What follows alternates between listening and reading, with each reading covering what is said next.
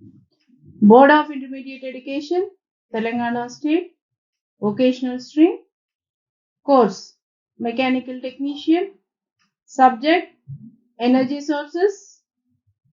Today, we are going to discuss about the Chapter 6, Bioenergy, in the subject Energy Sources.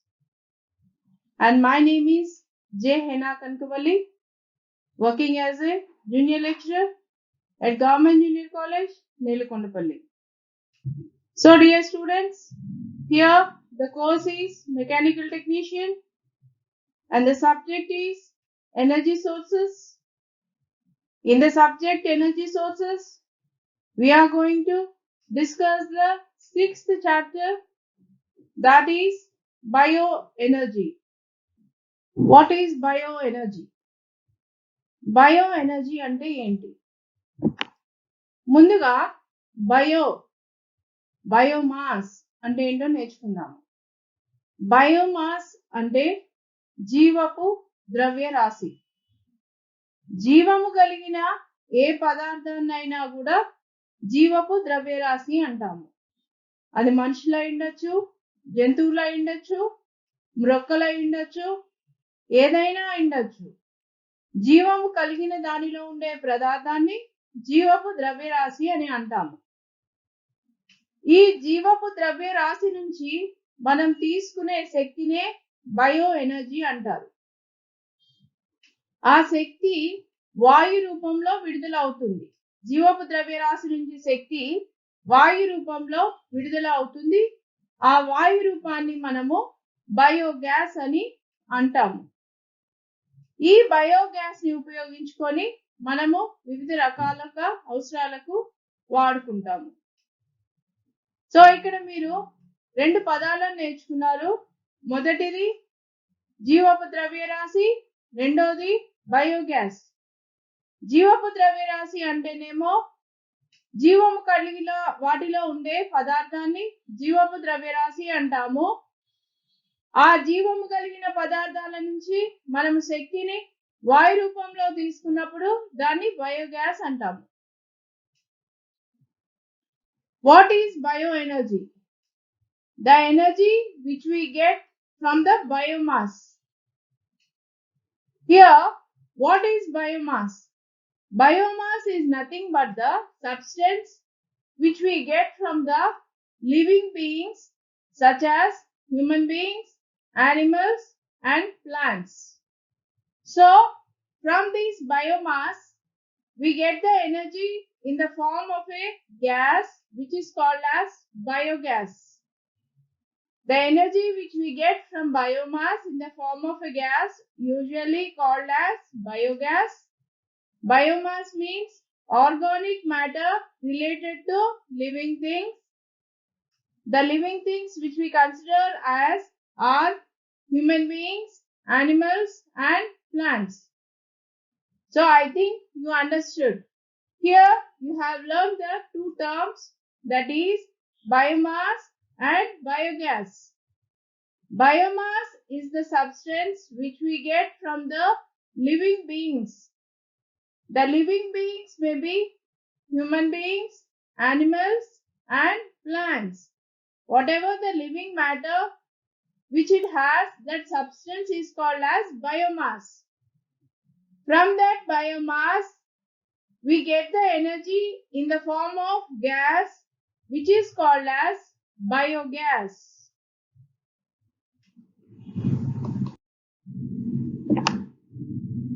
So children, now let's try to define biogas.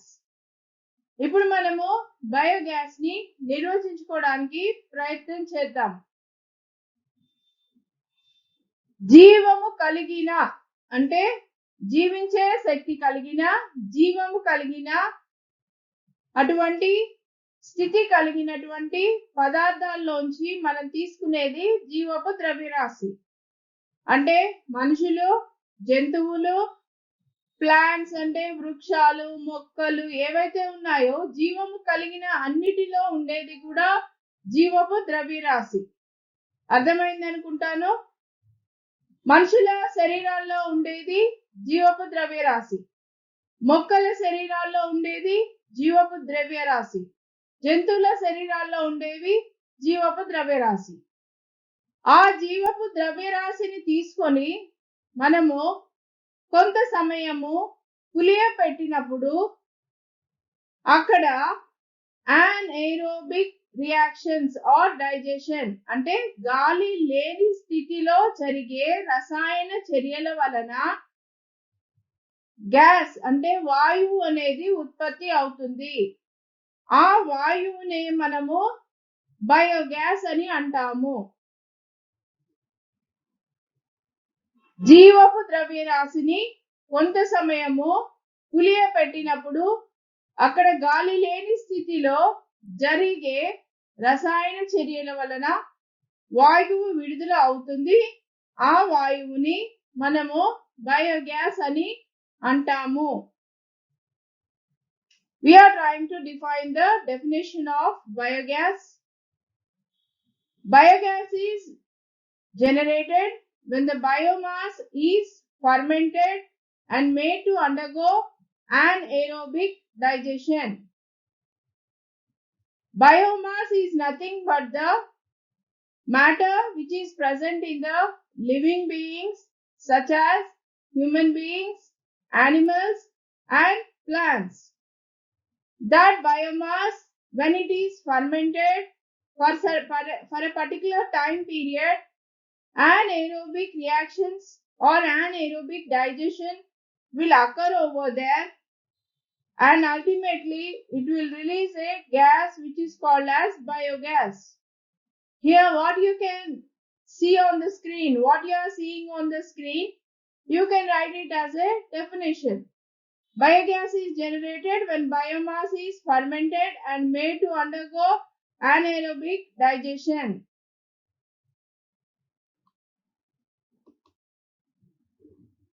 Now let's try to know composition of biogas. Composition of biogas అంటే biogas లో ఏమేమి ఉంటాయి, అవి ఎంత శాతంలో ఉంటాయి అనేది తెలుసుకోవడం అన్నమాట. ఆ బయోగ్యాస్ లో వివిధ రకాల పదార్థాలు ఉంటాయి. ఆ పదార్థాలు ఏంటి, వాటి యొక్క శాతం ఏంటి అనేది కాంపోజిషన్ లేదంటే కాంపోనెంట్స్ అని కూడా అనవచ్చు. ఇక్కడ మీరు స్క్రీన్ మీద చూస్తున్నట్టు బయోగ్యాస్ లో మొదటిగా ఉండే పదార్థము మీథేన్ వాయువు. దాని యొక్క శాతం ఎంత అంటే 55 నుంచి 70% వరకు మీథేన్ వాయువుని కలిగి ఉంటుంది బయోగ్యాస్. ఆ తర్వాత మిగతా శాతం ఏదైతే 30 నుంచి 45% ఉందో అందులో కార్బన్ డైఆక్సైడ్ మరియు ఇతర వాయువులను కలిగి ఉంటుంది. ఆ ఇతర వాయువులు ఏమై ఉండొచ్చు అంటే నైట్రోజన్ వాయువు అయి ఉండొచ్చు, హైడ్రోజన్ వాయువు అయి ఉండొచ్చు, హైడ్రోజన్ సల్ఫైడ్ వాయువు అయి ఉండొచ్చు. ఈ విధంగా బయోగ్యాస్ కాంపోజిషన్ ని మనము రాసుకోవచ్చు. ఈ బయోగ్యాస్ కాంపోజిషన్ అనేది 2 మార్కులకి చాలా important question. Components of biogas లేదంటే కాంపోజిషన్ ఆఫ్ బయోగ్యాస్. అందరు కూడా మొదటి నుంచి నేను చెప్తున్నట్టు ఒక నోట్స్ పెన్ పెట్టుకొని రాసుకుంటున్నారని అనుకుంటున్నాను. ఎప్పుడప్పుడు రాసుకుంటే కూడా మీకు ఏది ఇంపార్టెంటో ఏది కాన్సన్ట్రేట్ చేయాలో కూడా తెలుస్తుంది. సో ఈ విధంగా బయోగ్యాస్ లో మనకి వివిధ రకాల పదార్థాలు ఉంటాయి. ఎక్కువ శాతంలో బయోగ్యాస్ లో 55 నుంచి 70% అంటే దగ్గర మాక్సిమం లిమిట్ అన్నమాట. ఎక్కువ శాతంలో మీథేన్ ని కలిగి ఉంటుంది. ఆ మిగతా శాతం ఏదైతే ఉందో కార్బన్ డైఆక్సైడ్ ఇంకా other gases like nitrogen, hydrogen sulphide వంటి వాయువులను కలిగి ఉంటుంది. Here we are trying to know the composition of biogas. You can also call it as what are the components which are present in the biogas. Here as you are seeing on the screen, methane occupies the most of the highest percentage of the biogas. The percentage of methane is 55 to 70%.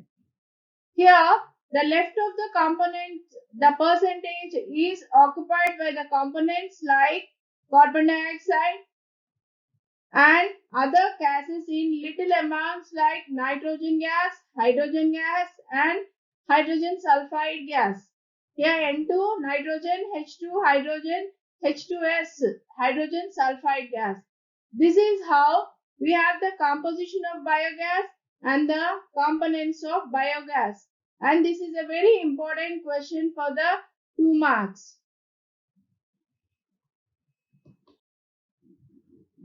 Now let's try to know the calorific value of the biogas. I hope you remember the calculation of calorific value, the definition of calorific value, which we have discussed in our previous classes. When a specified quantity of fuel is completely burned, the amount of heat energy which is liberated is the calorific value of that fuel. That is what we have discussed in very detail in the previous classes. Here, the calorific value of biogas is 4713 kilocalories per meter cube. మీరు calorific value అనే పదాన్ని దాని గురించిన నిర్వచనాన్ని మనము previous classes లో చాలా వివరంగా చక్కగా నేర్చుకున్నాము. గుర్తుంది అని అనుకుంటున్నాను.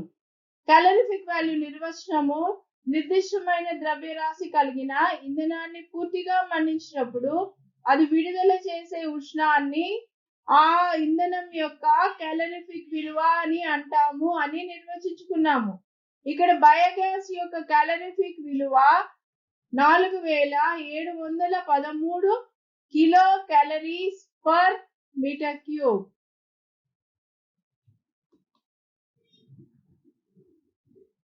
ఇప్పుడు మనము అడ్వాంటేజెస్ ఆఫ్ బయోగ్యాస్ టెక్నాలజీని గురించి నేర్చుకుందాము. అంటే ఈ బయోగ్యాస్ అనే దాన్ని వాడడం వల్ల, ఈ బయోగ్యాస్ టెక్నాలజీని వాడడం వల్ల మనకి మన సమాజానికి ఉన్న ఉపయోగాలు ఏంటో నేర్చుకుందాము. మొదటిది, it provides A better and cheaper fuel for cooking, lighting and power generation. Cooking అంటే వంట చేసుకోవడం, లైటింగ్ అంటే మన ఇంట్లో విద్యుత్తును ఉపయోగించి లైట్లను వెలిగించుకోవడం, ఆ తర్వాత పవర్ జనరేషన్ అంటే విద్యుత్తుని ఉత్పత్తి చేయడం.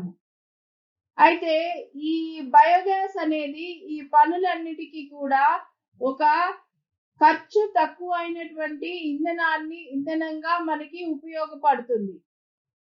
రెండవది, it produces good quality enriched manure to improve soil fertility. అంటే పొలాలలో ఆ యొక్క సాయిల్ ఏదైతే ఉందో దాని నాణ్యతను పెంచడం కోసం ఒక మాన్యూర్ గా ఇది ఉపయోగపడుతుంది. మంచి మాన్యూర్ గా హైడ్రోజన్, నైట్రోజన్, కార్బన్ వంటి పదార్థాలను కలిగినటువంటి నాణ్యమైన మాన్యూర్ గా ఇది ఉపయోగపడుతుంది.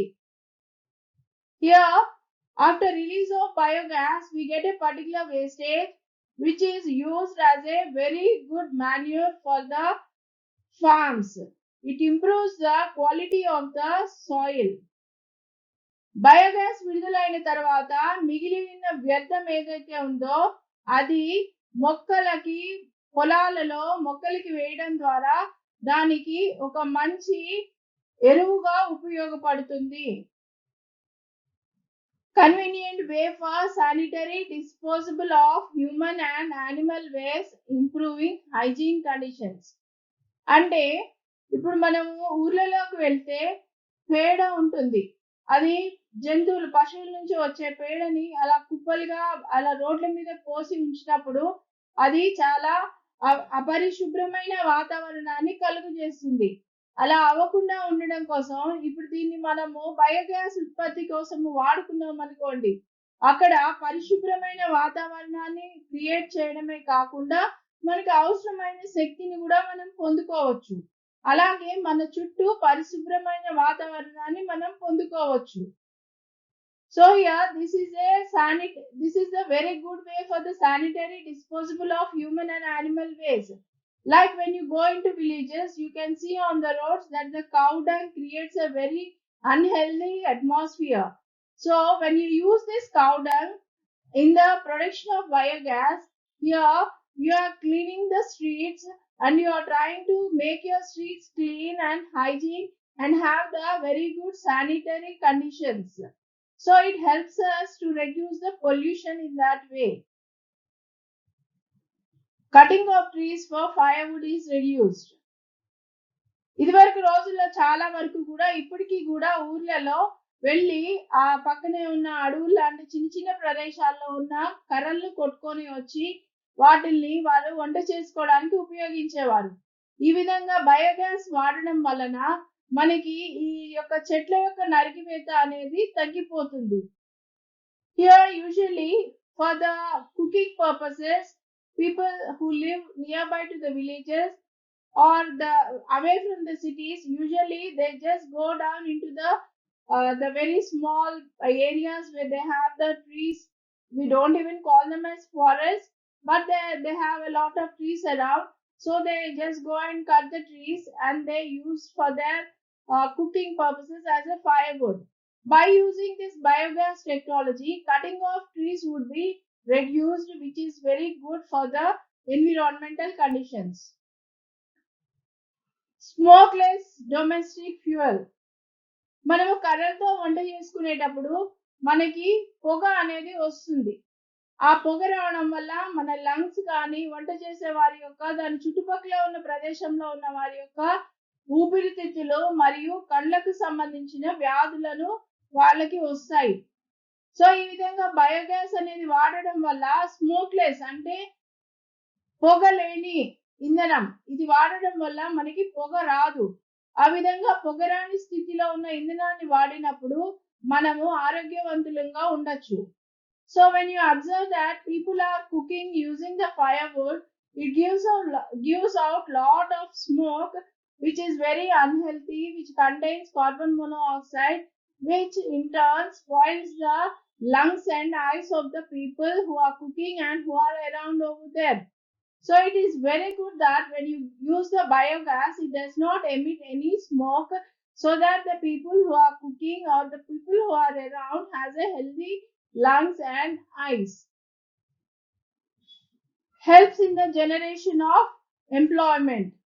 సో ఈ బయోగ్యాస్ ఉపయోగించడానికి అవసరమైన బయోగ్యాస్ ప్లాంట్ ని కట్టాలి. సో ఆ విధంగా కడుతున్నప్పుడు అది మెయింటైన్ చేస్తున్నప్పుడు కూడా ఒక 2-3 హెల్పర్స్ అవసరం అవుతారు. సో ఆ విధంగా ఆ మెయింటెనెన్స్ లో ఒక ఎంప్లాయ్మెంట్ ఉద్యోగము అనేది క్రియేట్ అవుతుంది. సో ఈ విధంగా ఎంప్లాయ్మెంట్ ని కూడా క్రియేట్ చేసుకోవచ్చు. ఇవన్నీ కూడా మనకి బయోగ్యాస్ టెక్నాలజీని వాడడం వలన మనకి ఉన్నటువంటి ప్రయోజనాలు. These are all the advantages of biogas technology.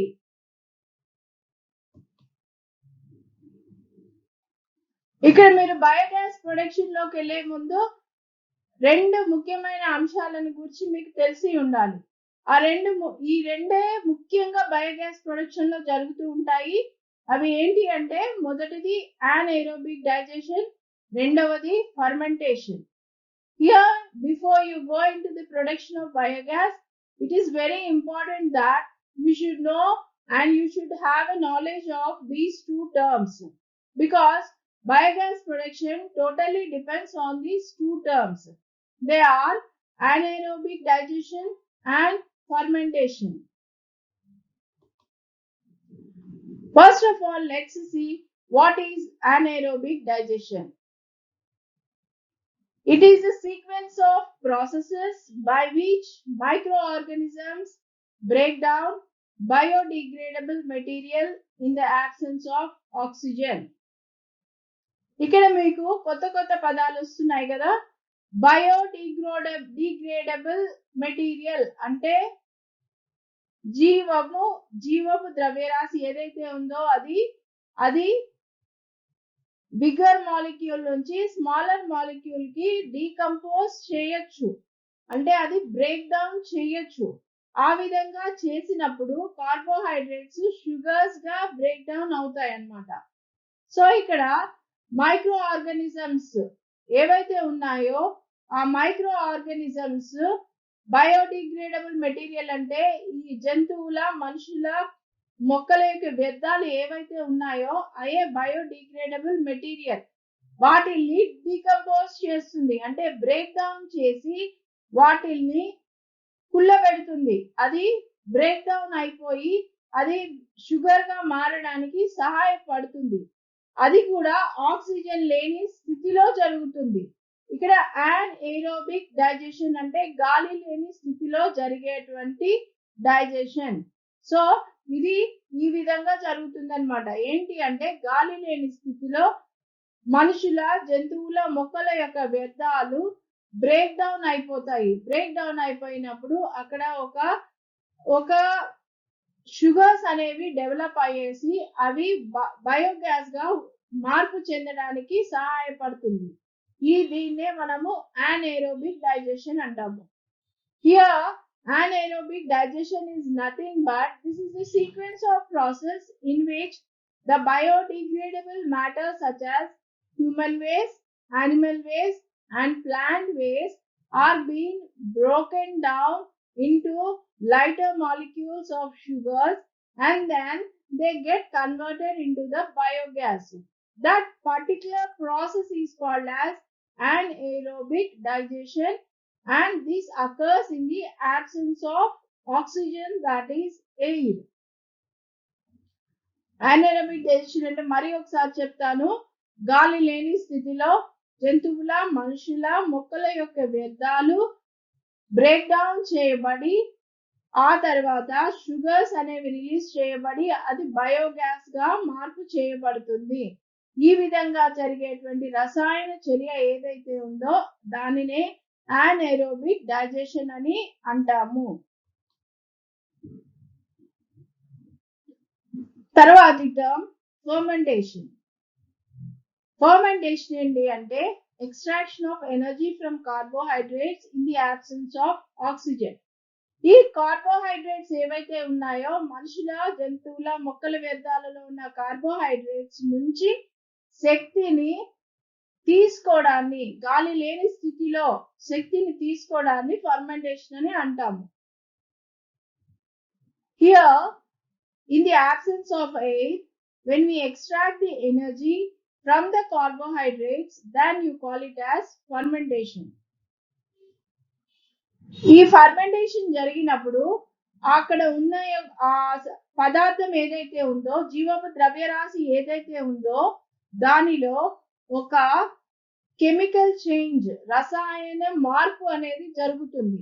ఇక్కడ మీకు ఫర్మెంటేషన్ కి నేను ఒక ఎగ్జాంపుల్ ఇస్తాను. మీరు ఏదైనా ఊరు వెళ్తున్నారు అనుకుందాము. ఊరు వెళ్తున్నప్పుడు మీరు పెరుగు, మజ్జిగ లాంటి పదార్థాన్ని లేదంటే పాలు లాంటి పదార్థాలని ఇంట్లో మర్చిపోయి వెళ్ళిపోయారు. ఒక వారం 10 రోజుల తర్వాత మీరు వచ్చారు. డోర్ లాక్ తీయగానే మీకు ఒక వాసన, భయంకరమైన వాసన వస్తుంటుంది. అది దుర్గంధం అనలేము కానీ అది ఒకలాంటి స్మెల్, అది తట్టుకోలేము మనము. అక్కడ ఏం జరుగుద్దంటే ఇన్ని రోజులు అవి ఉండడం వల్ల ఆ కార్బోహైడ్రేట్స్ నుంచి ఎనర్జీ రిలీజ్ అవుతుంది, ఫస్ట్ థింగ్. సెకండ్ థింగ్ వచ్చి అక్కడ ఉన్న పాలలో ఒక రసాయన మార్పు జరుగుతుంది, లేదా మజ్జిగ, పెరుగులో రసాయన మార్పు చెంది అవి పులిసిపోతాయి కదా. సో దాన్నే ఫర్మెంటేషన్ అంటారు. ఇక్కడ అదే మనము ఇంకొక సాధారణ భాషలో కాకుండా ఒక సైంటిఫిక్ లాంగ్వేజ్ లో మాట్లాడుకుంటున్నాము. ఆ విధంగా ఒక రసాయన మార్పు జరిగినప్పుడు దాన్ని ఫర్మెంటేషన్ అంటాము. ఫర్మెంటేషన్ లో రసాయన మార్పు జరుగుతుంది. బేసిక్ గా ఫర్మెంటేషన్ లో మనం జరిగేది ఏంటి అంటే కార్బోహైడ్రేట్స్ నుంచి గాలి లేని స్థితిలో ఆక్సిజన్ ని తీసుకుంటాము. సో ఈ విధంగా జరుగుతున్నప్పుడు అక్కడ ఉన్నటువంటి అజీవపు ద్రవ్యరాశి ఏదైతే ఉందో దానిలో ఒక రసాయన మార్పు అనేది జరుగుతుంది. Here we are discussing about the fermentation. Here we are in this fermentation, here we are trying to extract the energy from the carbohydrates in the absence of oxygen. So during this process, a chemical change will occur in that organic substance. So I'll give you an example. Already I have told you in Telugu, you would have been understood by this time, that when we just leave our home locked for a long time of 10 days like that, and by mistake we have left some amounts of milk or curd or buttermilk, and when we just come back and open the door, you can find a very bitter smell. Okay, that occurs because the carbohydrates extract the energy, release the energy, and during this process of carbohydrates releasing the energy, here a fermentation occurs due to the chemical change in the that particular substance, that is the milk or curd or buttermilk. I hope you understood fermentation. So these two terms, anaerobic digestion and fermentation, are very important things which will undergo or which will occur during the process of generation of biogas. It is very important that you understand anaerobic reaction and fermentation. Raw materials for biogas generation. Here, the raw materials which we use for biogas generation, అంటే biogas ని ఉత్పత్తి చేయడం కోసం మనం ఉపయోగించేటువంటి రా materials ఏవైతే ఏంటి అంటే యానిమల్ వేస్ట్, పశువుల నుంచి వచ్చే వ్యర్థాలు, హ్యూమన్ వేస్ట్ అంటే మనుషుల నుంచి వచ్చే వ్యర్థాలు, 3 అగ్రికల్చరల్ వేస్ట్ అంటే వ్యవసాయం నుంచి వచ్చే వ్యర్థాలు, 4th one waste of aquatic origin అంటే చేపల చెరువులు, రొయ్యల చెరువులు, చెరువుల నుంచి, పాండ్స్ నుంచి, దాని లోపల ఉండేటువంటి మొక్కలు, అవన్నీ కూడా నీటికి సంబంధించినటువంటి వ్యర్థాలు, ఇండస్ట్రియల్ వేస్ట్ అంటే పరిశ్రమల నుంచి వచ్చిన వ్యర్థాలు. వీటన్నిటిని ఉపయోగించుకొని కూడా మనము బయోగ్యాస్ ని ఉత్పత్తి చేయవచ్చు. ఇది మీకు 2 మార్క్స్ కి ఒక important question. Raw materials for biogas generation or raw materials for fermentation. ఏంటి అంటే మనుషుల వ్యర్థాలు, జంతువుల వ్యర్థాలు, మొక్కల వ్యర్థాలు, నీటిలో నుంచి వచ్చే వ్యర్థాలు, ఇండస్ట్రియల్ పారిశ్రామిక యొక్క వ్యర్థాలు. సరే, బయోగ్యాస్ జనరేషన్ గురించి మాట్లాడుకున్నాం కదా. మరి ఇప్పుడు ఈ బయోగ్యాస్ ని ఎలా జనరేట్ చేయాలి? మీరు ప్రీవియస్ క్లాసెస్ లో చూసినప్పుడు ప్రతి శక్తిని కూడా మనం జనరేట్ చేయడానికి అక్కడ ఒక పద్ధతి అనేది ఉంటుంది. ఇది మీకు ఇప్పుడు 6th చాప్టర్ అంటే మీరు ఆల్రెడీ సోలార్ ఎనర్జీ జనరేషన్ చూసారు. సౌరశక్తి నుంచి ఎలక్ట్రికల్ ఎనర్జీని కానీ థర్మల్ ఎనర్జీని కానీ ఎలా మనము మార్పు చేయాలో చూసారు. మీరు అక్కడ దానికి సోలార్ కలెక్టర్, సోలార్ ప్యానల్స్ ఇవన్నీ చూసి ఉంటారు. ఆ తర్వాత మీరు విండ్ ఎనర్జీని చూసారు. ఆ విండ్ ఎనర్జీలో మీరు విండ్ మిల్స్ ని ఉపయోగించి ఆ రోటర్ తిరిగినప్పుడు మనము కన్వర్ట్ చేసుకుంటాము, వాయు శక్తిని కన్వర్ట్ చేసుకుంటాము. ఇవన్నీ చూసారు.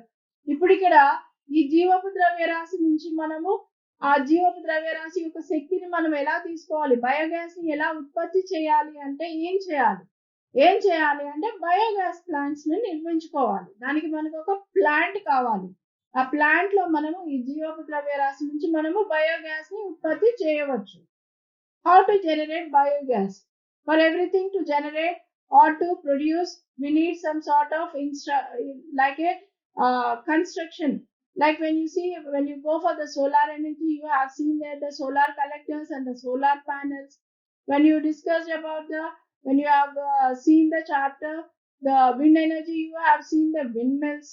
And now we are discussing about the bioenergy.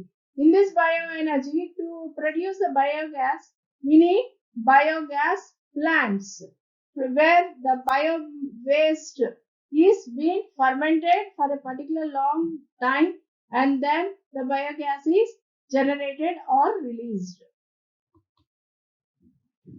Already we have discussed about what is anaerobic digestion and fermentation. These are the two important processes which occur in the biogas generation. మనం already anaerobic digestion అంటే ఏంటి, fermentation అంటే ఏంటి అనేది already discuss చేసుకున్నాం. ఈ biogas generation process లో ఈ రెండు కూడా చాలా ముఖ్యమైన పాత్రను వహిస్తాయి.